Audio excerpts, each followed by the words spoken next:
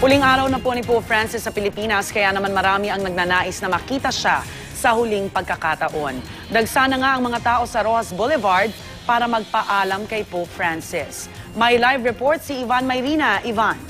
Yes, Rhea, alas 6 ng umaga ang takdang pagsasara nito magkabilang lanes ng Roxas Boulevard. Bahagi nga po ito ng ruta ng Papal Convoy mula dyan sa Apostolic Nunciature papunta sa Villamor Air Base. Ayan pong nakikita nyo yan, live na sitwasyon dito sa Aurora Corner, Roxas Boulevard, Corner Buendia. Nakapwesto na po sa Center Island ang mga pulis. Although dito po sa side natin, hindi dito mismo dadaan yung Papal Convoy, kundi dun sa kabilang linya. At kung pagbabasehan natin ay yung nangyari noong arrival, ito hong bahaging ito sa kung saan tayo nakatayo ngayon, ito ho'y napupuno ng tao at maging yung kabilang lane na daraanan mismo ng convoy.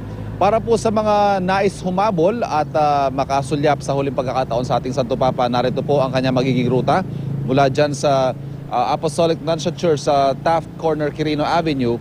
Pupunta po siya ng Roxas Boulevard, liliko ng Naiya Road, babagtas ng Domestic Road, tapos dadaan ng Airport Road hanggang sa Andrews Avenue, papasok ng Villamor Air Base.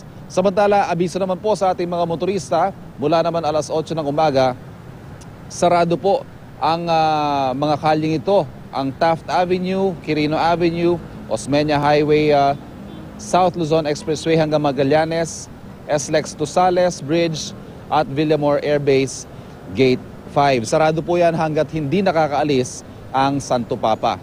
Samantala, ang pagbalik nga po ng ating Santo Papa ay nakatakda alas 9:45 ngayong umaga at alas 7 nga ay aalis na sa Nunciature papunta ng Villamor Air Base ang ating Santo Papa.